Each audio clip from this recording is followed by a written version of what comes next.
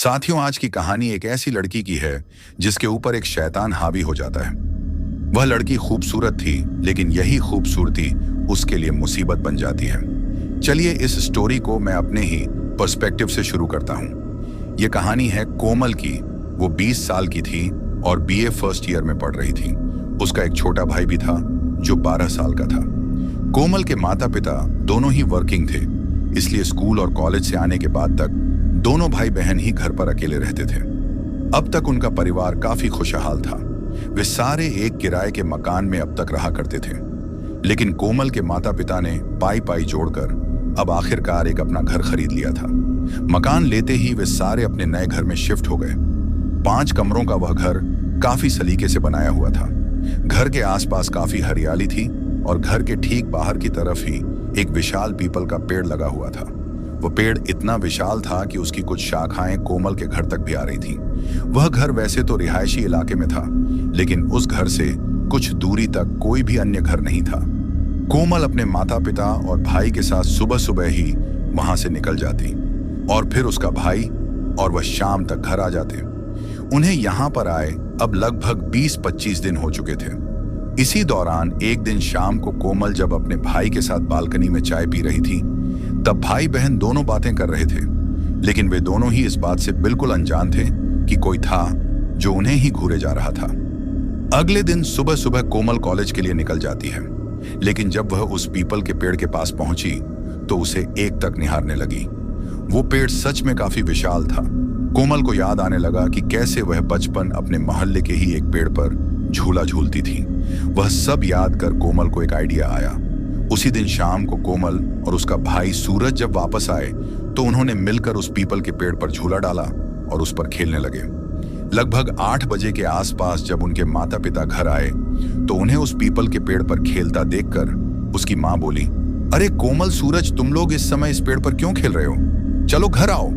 यह सुनकर वे दोनों दौड़कर घर आए। तब कोमल बोली, अभी तो दिन है माँ, तो हम उस पेड़ पर क्यों नहीं खेल सकते? उनकी माँ बोली, बेटा, पीपल का पेड़ अच्छा नहीं माना जाता। ऐसा कहा जाता है कि पीपल के पेड़ पर भूत प्रेत रहते हैं। कोमल हंसते हुए बोली, क्या माँ, आप भी? हमें तो कोई भूत वूत नहीं दिखा अभी तक। उनकी माँ बोली, देखो बेटा, ऐसी चीजें आंखों से कभी नहीं दिखती। अब छोड़ो इस बात को और उस पीपल के पेड़ के पास इतना मत खेलना। इतना बड़ा घर है, यहाँ खेलो। उसके बाद कोमल और सूरज ने ज्यादा बहस ना करते हुए उनकी हाँ में हाँ मिला दी। उसी रात जब कोमल अपने कमरे में सो रही थी, तब उसने किसी का स्पर्श अपने चेहरे पर महसूस किया। यह महसूस कर कोमल एक झटके से उठ बैठी।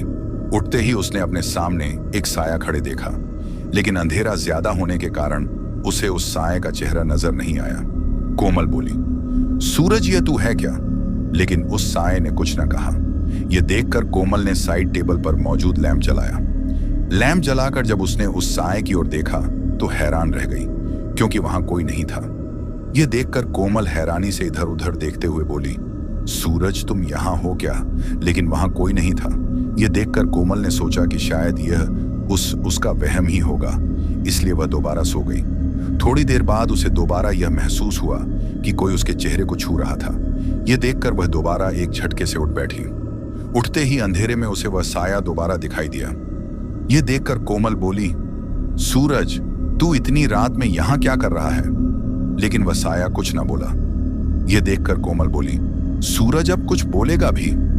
यह देखकर कोमल ने दोबारा लैंप जलाई, लेकिन लैंप जलाते ही वो साया वहां से दोबारा गायब हो गया। यह देखकर कोमल बोली, अच्छा, तो तुझे इतनी रात में मस्ती सूझ रही है? ठहर जा बच्चू, अब मैं लाइट जलाकर ही सोऊंगी। इस गई। कुछ देर बाद कोई दोबारा कोमल के चेहरे पर हाथ फेरने लगा। यह देखकर कोमल ने एक झटके में आंखें खोली। आंखें खोलती ही वह डर के मारे जोर से चीखी। कोमल की आवाज सुनकर उसके माता पिता और भाई दौड़कर उसके कमरे में आए। वहां आकर उन्होंने देखा कि कोमल डरी सहमी बिस्तर पर चादर से मुंह छिपाए बैठी हुई थी। उसकी माँ उसके पास आई और बोली, कोमल बेटा, क्या हुआ? अपनी माँ की आवाज सुनकर कोमल अपनी माँ के गले लगकर फूट फूट कर रोने लगी। तब उसके पापा ने दोबारा पूछा, कोमल बेटा, बताओ तो, आखिर क्या हुआ? कोमल सुबक हुए, बोली, मम्मी पापा, मेरे कमरे में कुछ है, कुछ बहुत ही भयानक। वो मुझे बार बार छू रहा था। पहले तो मुझे लगा कि सूरज मेरे साथ मस्ती कर रहा था, लेकिन जब मैंने लाइट जलाकर देखा तो वह कोई भूत था। यह सुनकर सूरज बोला, अरे दीदी, तुमने मां की बात को ज्यादा ही सीरियसली ले लिया है और कुछ नहीं। तब उसके पापा बोले, हाँ बेटा, तूने कोई डरावना सपना देखा होगा। कोमल बोली, नहीं पापा, मैंने सच में उसे देखा था। तब कोमल की मां बोली, ठीक है बेटा, आज रात मैं तेरे साथ ही सो जाती हूं। फिर तो ठीक है ना। कोमल ने हाँ में अपनी गर्दन हिला दी और फिर उसकी मां को छोड़कर बाकी सारे अपने अपने कमरों में चले गए। कोमल अगले दिन उठकर कॉलेज चली गई, लेकिन उसका ध्यान अभी रात वाली उस घटना पर था, इसलिए वह क्लास में ध्यान भी नहीं दे पा रही थी। कॉलेज से घर आते समय भी उसके दिमाग में लगातार रात वाली घटना ही घूम रही थी। वह ऑटो में बैठे बैठे इसी बारे में सोच रही थी कि तभी किसी का स्पर्श उसे उसके कंधों पर महसूस हुआ। उस स्पर्श से कोमल सिहर उठी और हैरानी से अपने आसपास देखने लगी, क्योंकि उस ऑटो में वह उस समय अकेली सवारी थी, लेकिन वहां कोमल के अलावा कोई और उसे दिखाई नहीं दिया। यह देखकर कोमल सामान्य होने की कोशिश करने लगी, लेकिन उसके मन में रह रहकर यह डर आने लगा कि कहीं वह कल रात वाला साया उसके पास तो नहीं। खैर, कुछ ही देर में कोमल अपने भाई के स्कूल पहुंच गई। वहां से उसने अपने भाई को पिक किया और फिर वे दोनों घर की ओर बढ़ गए। ऑटो ने उन्हें घर से कुछ दूर उतारा और फिर वे दोनों पैदल ही घर के लिए निकल पड़े। पूरे रास्ते कोमल कहीं खोई खोई सी थी। यह देखकर सूरज बोला, क्या बात है दीदी, आज आप बहुत परेशान लग रही हो। कोमल बोली, नहीं, कोई बात नहीं है। सूरज बोला, दीदी, क्या आपको सच में कोई भूत दिखा था। यह सुनकर कोमल की आंखों के सामने एक बार फिर से उसका भयानक चेहरा घूमने लगा। यह देखकर सूरज बोला, दीदी, कल हम इस पीपल के पेड़ पर खेल रहे थे, तो कहीं इस वजह से तो वह भूत आपके पीछे नहीं पड़ गया, क्योंकि मां भी तो बोल रही थी कि पीपल के पेड़ पर भूत रहते हैं। यह सुनकर कोमल पहले से ज्यादा घबरा गई और बोली, तू डरा क्यों रहा है। सूरज बोला, मैं तो बस बता रहा था। कोमल बोली, कुछ बताने की जरूरत नहीं है। अब तक उनका घर भी आ चुका था। घर के पास आते ही कोमल की नजर उस पीपल के पेड़ पर पड़ी और वह उसे एक तक देखने लगी। ठीक इसी दौरान उसे दोबारा किसी का स्पर्श अपने कंधों पर महसूस हुआ। उस स्पर्श से कोमल बुरी तरह से सिहर उठी और सूरज के साथ तेजी से अंदर आ गई। घर के अंदर आकर दरवाजा लगाकर कोमल बोली, सूरज, कुछ खाकर चलो, होमवर्क करते हैं। सूरज बोला, हाँ दीदी। फिर वे दोनों नहा धोकर कुछ खाकर अपना होमवर्क करने लगे। इस दौरान कोमल को लगा कि जैसे उन्हें कोई देख रहा था, लेकिन उस घर में उनके अलावा तो कोई भी नहीं था। यह सोचकर कोमल जैसे तैसे पढ़ाई पर ध्यान देने लगी। कुछ देर बाद कोमल को एक तेज झटका लगा, लेकिन वह कुछ बोली नहीं। वह सामने की तरफ देखने लगी। यह देखकर सूरज बोला, दीदी क्या हुआ, आप वहां क्या देख रही हो। कोमल ने ना में अपनी गर्दन हिलाई और फिर वे दोनों वापस पढ़ने लगे। कुछ देर बाद कोमल उठकर बाथरूम चली गई। कोमल को बाथरूम गए 15 मिनट से ऊपर हो चुका था, लेकिन वह अभी तक बाथरूम से बाहर नहीं आई थी। यह देखकर सूरज बाथरूम के पास आया और बोला, दीदी आप ठीक तो है ना। सूरज के इतना बोलते ही बाथरूम का दरवाजा खुला। दरवाजा खुलते ही सामने कोमल चेहरे पर सपाट भाव लिए खड़ी थी। यह देखकर सूरज बोला, क्या बात है दीदी, आप मुझे ऐसे क्यों देख रहे हो। कोमल बोली, कुछ नहीं। सूरज, चलो चलकर पढ़ते हैं। फिर उसके बाद वे दोनों वापस पढ़ने लगे, लेकिन बीच बीच में सूरज ने देखा कि कोमल पढ़ ही नहीं रही थी। वह बस चेहरे पर सपाट भाव लिए सब कुछ घूरे जा रही थी। यह देखकर सूरज बोला, क्या बात है दीदी, आप पढ़ क्यों नहीं रहे। कोमल बोली, मैंने पढ़ लिया है सूरज, अब तुम पढ़ो, मैं अपने कमरे में जा रही हूं।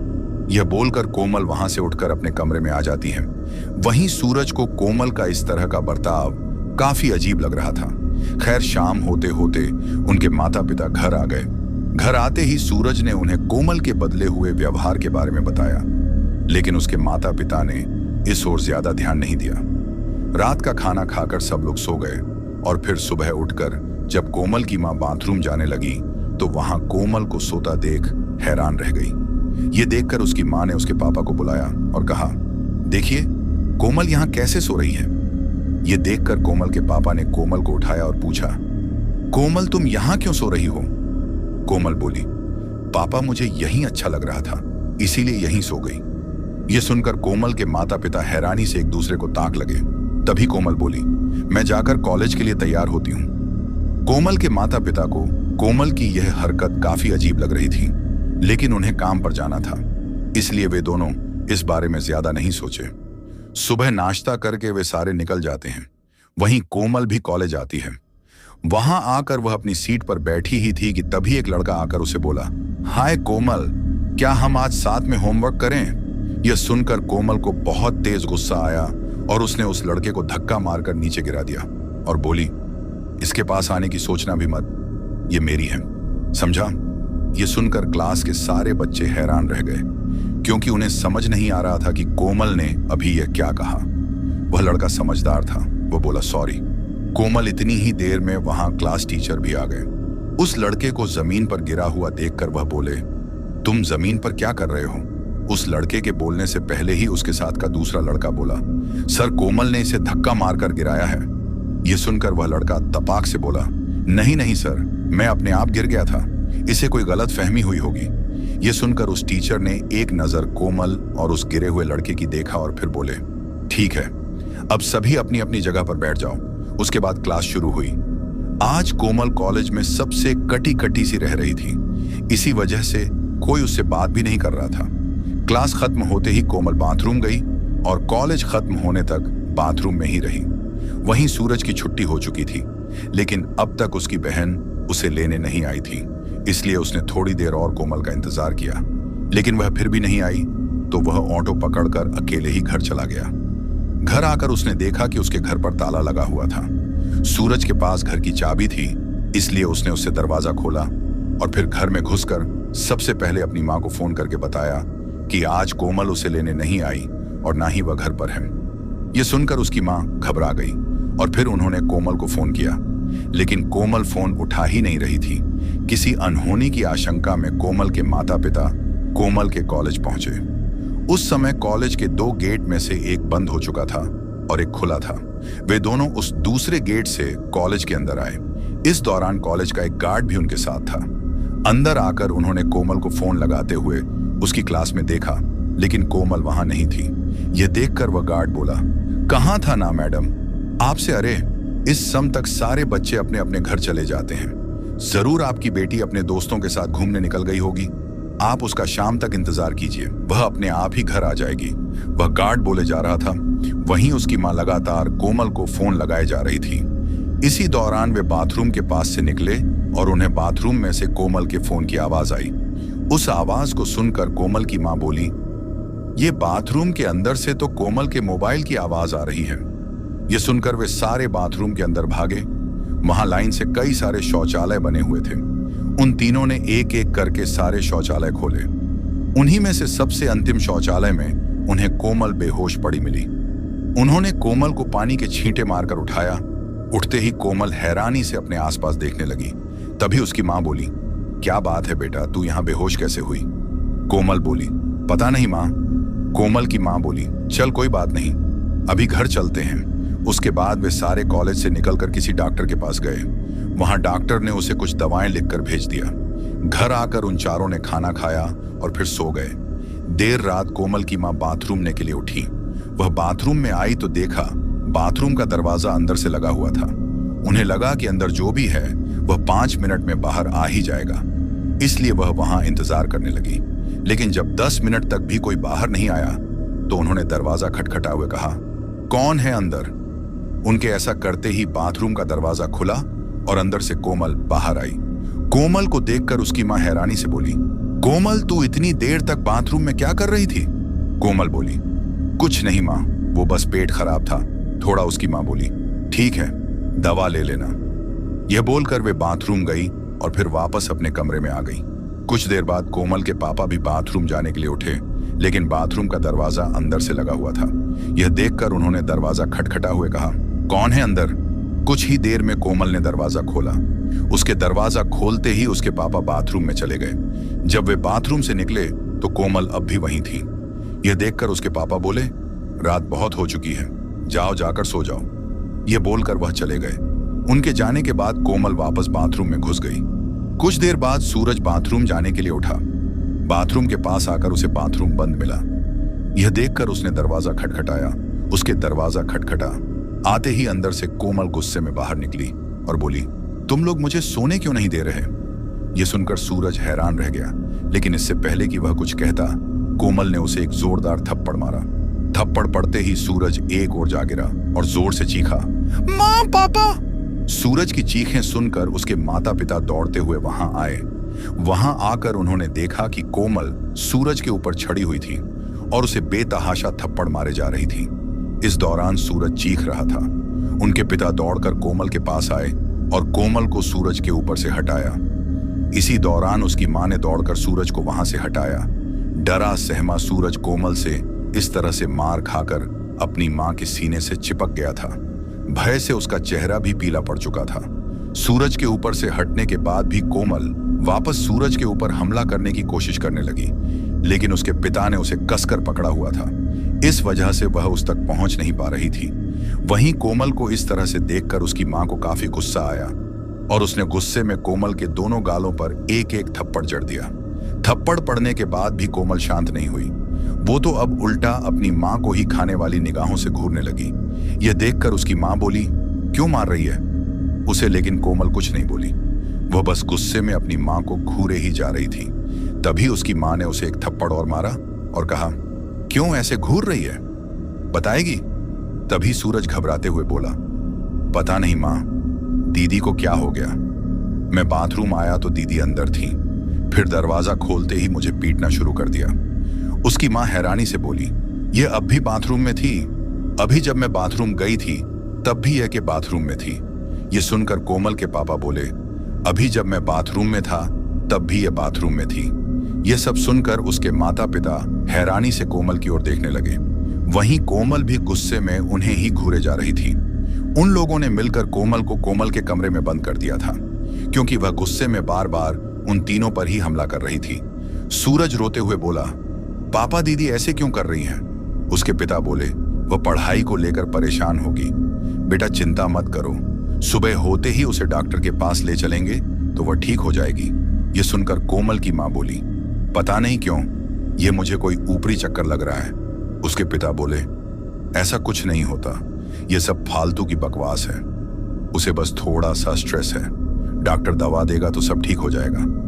उसकी मां बोली, मैंने कभी नहीं सुना कि किसी स्ट्रेस वजह से कोई इस तरह से हरकतें करें। उसके पिता गुस्से में बोले, तुम फालतू की बकवास बंद करो, तुम्हारी वजह से बच्चा भी डर रहा है। उसके बाद कोमल की मां कुछ ना बोली, लेकिन उन्हें पता चल चुका था कि उन्हें खुद ही कुछ करना पड़ेगा। जैसे तैसे उन सब से वह रात काटी। अगली सुबह कोमल के पिता एक डायन को लेकर आए। उन्होंने डॉक्टर को सारी बात बता दी थी।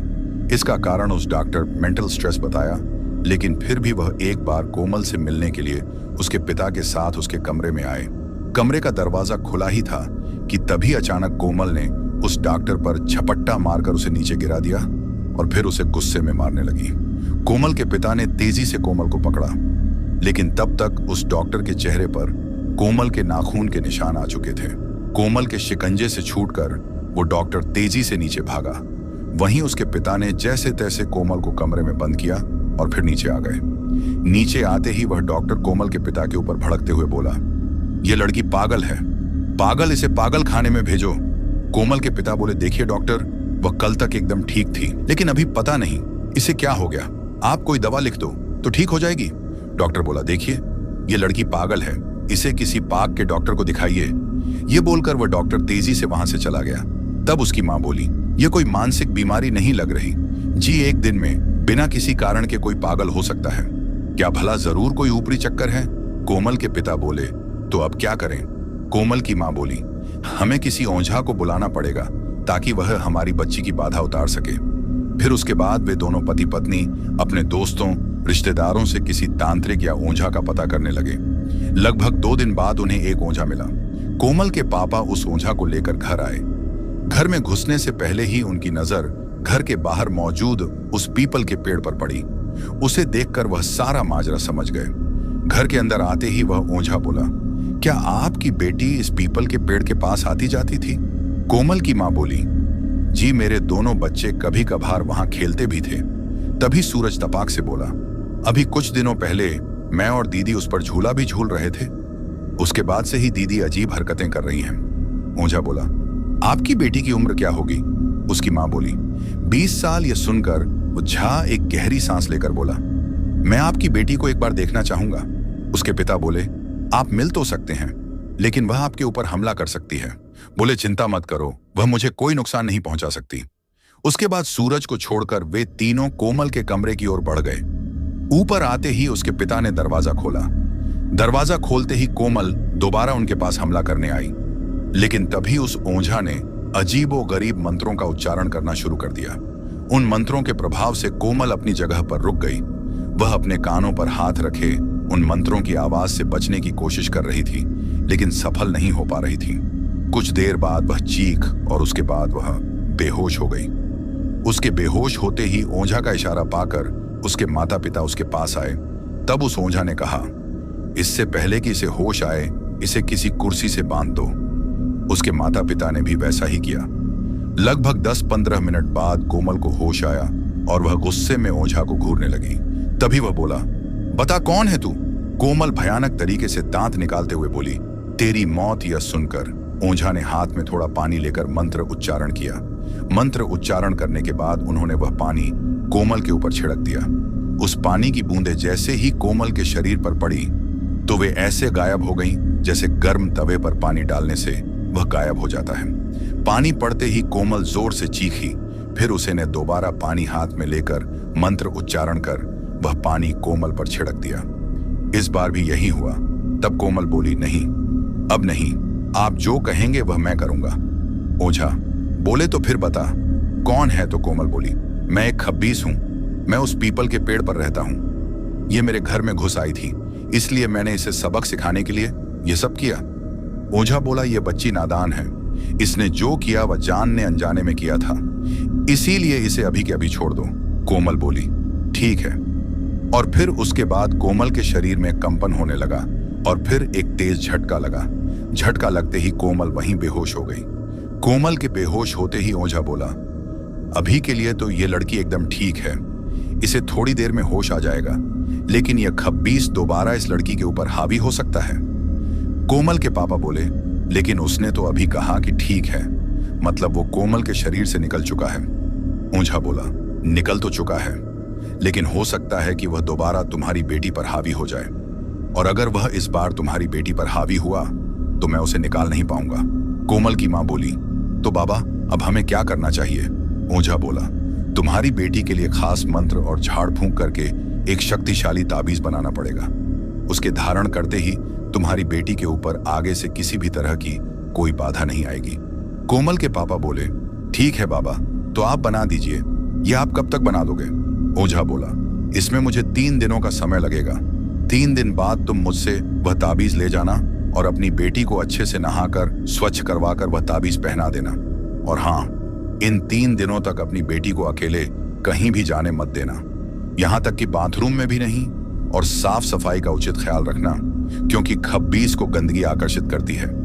यह बोलकर वह ओझा वहां से चले गए। कुछ देर बाद कोमल को भी होश आ गया, लेकिन अब 3 दिनों तक कोमल का घर से बाहर निकलना बंद था, और इन 3 दिनों तक कोमल की मां ने भी ऑफिस से छुट्टी ले ली, क्योंकि उन्हें हमेशा कोमल के साथ जो रहना था। खैर 3 दिन बाद उस ओंझा ने वह ताबीज बनाकर कोमल के पापा को दे दिया। उनके कहे अनुसार कोमल को वह ताबीज पहनाया गया, और अब कोमल काफी हद तक ठीक लग रही थी। उनके जीवन की गाड़ी अब वापस पटरी पर आने लगी थी कि एक दिन कोमल को अपनी सहेली की बर्थडे पार्टी में जाना था। पार्टी में जाने के लिए कोमल ने आधुनिक परिधान पहने और फिर अपनी सहेली की पार्टी के लिए निकल गई। वहां उसने अपने दोस्तों के साथ नाच गाना और मस्ती मजाक की। इसी दौरान उसकी सहेली की नजर कोमल के ताबीज पर पड़ी और वह बोली, क्या यार कोमल, आज के दिन तो कम से कम यह अजीब सा नेकलेस उतार देती। यह सुनकर कोमल की नजर भी अपने उस ताबीज पर गई। वह ताबीज देखकर शायद वह मन ही मन सोचने लगी, हाँ, यह ताबीज मेरे कपड़ों के साथ अजीब सा लग रहा है। अभी उतार देती हूं, घर जाकर वापस पहन लूंगी, किसी को पता नहीं चलेगा। वैसे भी अब तो सब ठीक हो चुका है। अब वह खब्बीस मेरे ऊपर दोबारा थोड़ ही आएगा। और फिर कोमल ने वह ताबीज उतार कर अपनी जेब में रख लिया और फिर वह दोबारा पार्टी एंजॉय नहीं करने लगी। कुछ देर बाद उसकी सहेली ने उसे मस्ती मजाक में थोड़ी शराब पिला दी। कोमल को थोड़ा नशा लग गया था, इसीलिए उसके कुछ दोस्तों ने उसे घर छोड़ा, लेकिन घर से थोड़ी दूरी पर ही उसने उन्हें वहां से जाने के लिए कहा। उसके दोस्त बिना सवाल किए वहां से चले गए और कोमल थोड़ा बहुत लड़खड़ा हुए अपने घर की ओर बढ़ गई। घर के बाहर आते ही कोमल को एक तेज झटका लगा। इसी के साथ ही वह थोड़ी देर के लिए अपनी जगह पर जड़ सी हो गई। कुछ देर बाद उसने अपने आसपास देखा और फिर घर के अंदर बढ़ गई। घर के अंदर आकर वह चुपचाप अपने कमरे में पड़ गई। अगले दिन कोमल तैयार होकर कॉलेज जाती है। कॉलेज में उसका एक दोस्त हंसी मजाक में उसके कंधे पर हाथ रख लेता है।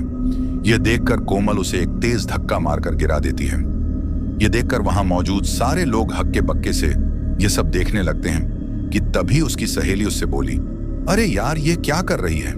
ऐसे कोई किसी को धक्का मारता है क्या? यह सुनकर कोमल ने उसे गुस्से से खाने वाली निगाहों से घूरा और फिर उसे एक थप्पड़ जड़ दिया। अब वहां पर भीड़ पहले से ज्यादा होने लगी थी। देखते ही देखते कॉलेज के टीचर्स भी वहां आ पहुंचे। उन्हें जब सारी घटना का पता चला तो कोमल के माता पिता को वहां बुलाकर सारी बातें बताई गई। कोमल के माता पिता को समझ नहीं आ रहा था कि आखिर यह कोमल क्या कर रही है। अब कोमल ज्यादातर समय अपने कमरे में ही रहती थी, यहां तक कि वह अपना खाना पानी सब अपने कमरे में ही करने लगी थी। इसी दौरान एक शाम को कोमल की मां इस बारे में बात करने के लिए कोमल के कमरे में आई। वहां आकर वह एकदम हैरान रह गई, क्योंकि कोमल का पूरा कमरा एकदम अस्त व्यस्त था। फर्श भी एकदम गंदा था। ऐसा लग रहा था जैसे कई दिनों से इस कमरे में झाड़ू तक नहीं लगी थी। इसी के साथ ही कमरे में से बहुत तेज मलमूत्र की गंध भी आ रही थी। यह सब देखकर कोमल की मां हैरानी से बोली, यह सब क्या है? कोमल बोली, कुछ नहीं मां, वह बस सफाई का मैं नहीं मिला। वैसे आप यहां क्यों आए थे? कोमल की मां बोली, हाँ, वह बात यह थी कि आजकल तेरा बर्ताव बहुत अजीब सा हो गया है। तुझे गुस्सा जल्दी आता है। तू अपना खाना भी अपने कमरे में अकेले खाती है। सब ठीक तो है ना? कोमल बोली, हाँ मां, सब ठीक है, आप फिक्र मत करो। अब इससे पहले कि कोमल की मां कुछ बोलती, उनकी नजर कोमल के गले की ओर गई, जहां से ताबीज गायब था। यह देखकर उन्हें सारी बातें समझ आ गई। इसके साथ ही यह भी कि इस समय कोमल के साथ इस कमरे में अकेले रहना खतरनाक हो सकता है। इसलिए वह बोली, ठीक है बेटा, तू अपना ख्याल रखना। यह बोलकर वह जाने लगी कि तभी कोमल एक भयानक मुस्कान चेहरे पर बिखेरते हुए बोली, तो आखिरकार तुम्हें पता चल ही गया। यह सुनकर कोमल की मां भय से कोमल से दूर हटने लगी कि तभी कोमल तेजी से उनके ऊपर झपटी। ठीक इसी दौरान वह जोर से चीखी। उनकी आवाज सुनकर कोमल के पिता दौड़कर ऊपर आए। वहां आकर उन्होंने देखा कि कोमल अपनी मां के ऊपर चढ़ी हुई है। इस दौरान कोमल लगातार मुंह फाड़े अपनी मां के पास आने की कोशिश कर रही थी। वहीं उसकी मां उसका मुंह अपने से दूर करने में लगी हुई थी। यह देखकर उसके पिता को सब समझने में समय न लगा। उन्होंने कोमल को पीछे से पकड़कर उसकी मां के ऊपर से हटाया। कोमल कहते ही उसकी मां उठ बैठी और तेजी से दरवाजे की ओर भागी। अपनी पत्नी के बाहर निकलते ही उन्होंने कोमल को पलंग पर उठाकर फेंक दिया और फिर तेजी से बाहर की ओर भागा। पलंग पर गिरते ही कोमल दोबारा उठकर बैठी और फिर खुद को संभालते हुए दरवाजे की ओर भागी, लेकिन तब तक कोमल के माता पिता ने वह दरवाजा लगा दिया था। यह देखकर कोमल गुस्से में दरवाजा पीटने लगी, लेकिन उसके माता पिता ने दरवाजा नहीं खोला। बाहर आते ही कोमल की मां बोली, इसने पता नहीं क्यों वह ताबीज निकाल दिया और जैसा कि उस बाबा ने कहा था वही हुआ। उस खब्बीस ने दोबारा हमारी बेटी के ऊपर कब्जा कर लिया। अब हम क्या करेंगे? कोमल के पिता बोले, उस बाबा से इस बारे में बात करते हैं। अब वही इस समस्या का समाधान बताएंगे, लेकिन तब तक तुम या सूरज उसके पास भी मत जाना। उसके बाद कोमल के पिता उस ओंझा के पास गए। वहां उन्होंने सारी बातें सुनने के बाद ओंझा बोला, वह खब्बीस बहुत चालाक है।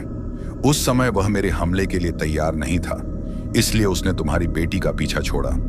लेकिन इस समय वह मेरे हमले के लिए बिल्कुल तैयार होगा और हो सकता है कि वह तुम्हारी बेटी को नुकसान पहुंचाने का भी सोचे। कोमल के पिता बोले, तो अब हमें क्या करना चाहिए? ओज बोला, मैं अपने 2-4 साथियों के साथ वहां चलूंगा। वह हमारी सम्मिलित शक्तियों का साथ नहीं कर पाएगा। वहीं दूसरी तरफ कोमल के शरीर में मौजूद खब्बीस भयानक तरीके से दरवाजा पीट रहा था। यह देखकर कोमल की मां और भाई काफी घबरा गए और कोमल बोली, दरवाजा खोल वरना इस लड़की को मार डालूंगा। यह सुनकर कोमल की मां काफी घबरा गई और बोली, हमने तुम्हारा क्या बिगाड़ा है? क्यों तुम हमारे पीछे पड़े हो? कोमल बोली, दरवाजा खोल नहीं तो इस लड़की को मार डालूंगा। यकीन नहीं ना तो यह लो। यह बोलकर कोमल अपना सिर जोर जोर से दीवार से मारने लगी और उसकी आवाज बाहर तक आने लगी। यह देखकर कोमल की मां बोली, मेरी बेटी को मत मारो, मैं दरवाजा खोलती हूं। ये बोलकर वह दरवाजा खोलने लगी, लेकिन उससे पहले उसने सूरज को कमरे में दरवाजा लगाकर रहने के लिए बोल दिया था। दरवाजा खुलते ही कोमल बाहर आई। इस दौरान उसके चेहरे पर एक भयानक मुस्कान थी।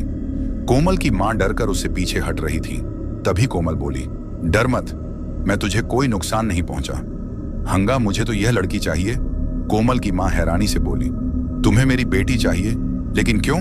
कोमल बोली, यह लड़की मुझे पसंद है और मैं इसके साथ निकाह करके इसे अपने साथ अपनी दुनिया में ले जाना चाहता हूं। यह सुनकर कोमल की मां को बहुत गुस्सा आया और वह बोली, बिल्कुल नहीं, मैं अपनी बेटी को तुम्हें बिल्कुल नहीं दूंगी।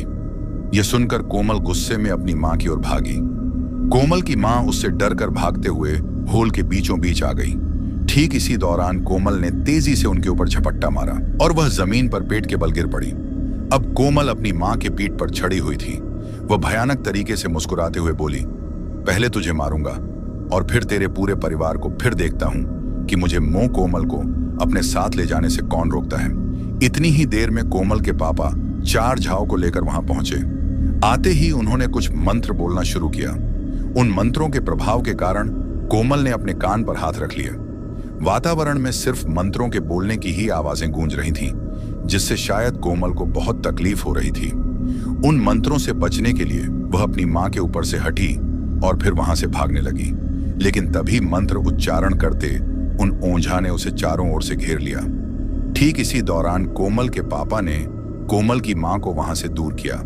इतने में उन चारों झाओं ने हाथ में पानी लेकर मंत्र उच्चारण करना शुरू किया और फिर कुछ देर बाद उन चारों ने एक साथ वह पानी कोमल के ऊपर छिड़क दिया। पानी पड़ते ही कोमल जोर से चीखी, लेकिन उन झाओं ने मंत्रोच्चारण का वह सिलसिला कायम रखा। इतने में ही कोमल रोते हुए बोली, माँ पापा, ये लोग मेरे साथ ये क्या कर रहे हैं? मुझे बहुत दर्द हो रहा है, प्लीज इन्हें रोकिए ना। अपनी बेटी को इस तरह से रोता देखकर कोमल की मां एक समय के लिए तो भूल ही गई कि यह कोमल नहीं बल्कि उसके भेष में छिपा खब्बीस बोल रहा है। इसलिए वह दौड़कर कोमल के पास आने लगी। तभी एक ओंझा ने उसे रोका और कहा, यह आपकी बेटी नहीं बल्कि एक खब्बीस है, इससे दूर हटिए वरना यह आपको नुकसान पहुंचा सकता है। उनकी इस बातचीत से बाकी के झाओं का भी ध्यान भंग हुआ और फिर कोमल के अंदर छिपे उस खब्बीस को मौका मिला। इन सब से बचने का कोमल ने टेबल पर मौजूद एक पीतल का शो पीस उठाया और उनमें से एक ओंझा के सिर पर दे मारा। फिर कोमल दूसरे ओंझा के पास आई और उसकी गर्दन पकड़कर उसे हवा में उठा लिया। इसी दौरान उसके पिता ने एक मिर्ची वाला स्प्रे कोमल की आंखों में छिड़क दिया। स्प्रे पड़ते ही कोमल ने उस ओंझा को छोड़ा और फिर लड़खड़ाते हुए पीछे की ओर हटने लगी। इसी मौके का फायदा उठाकर उसके पिता ने सब लोगों की सहायता से उसे एक कुर्सी से बांध दिया।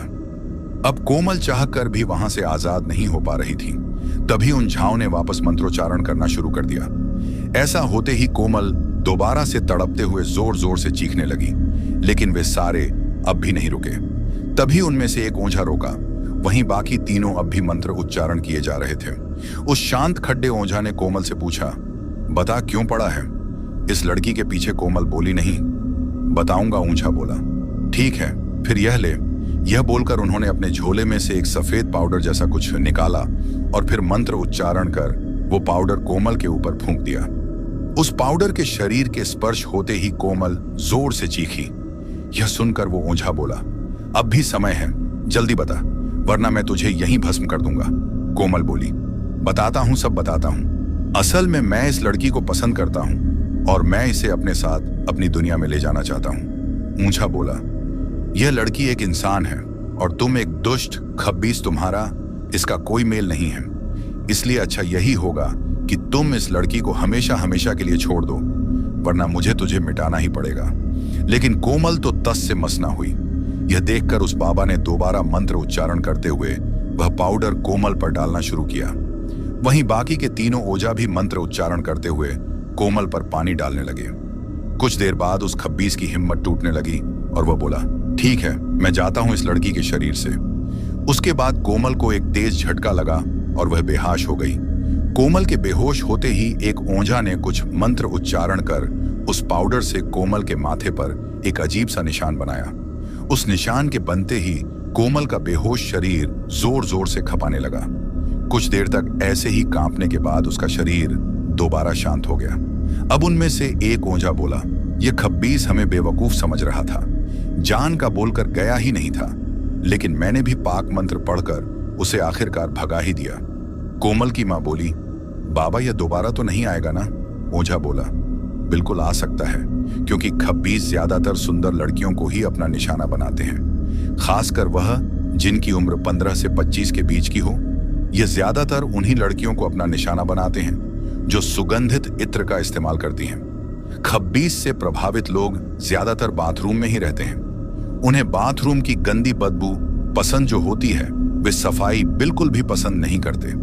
शायद आपने ध्यान दिया होगा कि आपकी बेटी भी अपना अधिकतर समय बाथरूम में ही बिताती होगी। इसी के साथ ही ऐसे लोग काफी गुस्से में भी रहते हैं। कोमल के पापा बोले, तो अब हम क्या करें? ओझा बोला, तुम्हारी बेटी के लिए एक दूसरा ताबीज बनवाना पड़ेगा, और हो सके तो किसी दूसरी जगह घर देख लो, क्योंकि आपकी बेटी को यह जब जब दोबारा देखेगा उसे अपने साथ ले जाने की कोशिश करेगा। कोमल के पिता बोले, ठीक है बाबा, हम किसी दूसरी जगह घर देख लेंगे, जब तक आप हमारी बेटी के लिए ताबीज बना दीजिए। बोला, ठीक है, लेकिन एक बात और याद रखना, जब आपकी बेटी की शादी हो तब उससे यह ताबीज उतरवा देना, साथ ही दूल्हे के हाथ में तलवार दे देना, ताकि फेरों के समय उन दोनों के अलावा कोई और उनके साथ फेरे ना ले।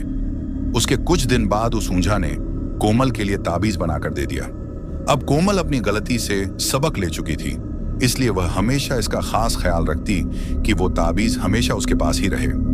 कोमल के माता पिता ने वो घर बेचकर कहीं और घर ले लिया है। तो दोस्तों, यही थी हमारी आज की कहानी। कहानी आपको कैसी लगी कमेंट बॉक्स में जरूर बताना, और अगर चैनल पर नए आए हैं तो चैनल को सब्सक्राइब जरूर कर लें। मिलते हैं किसी और किस्से के साथ।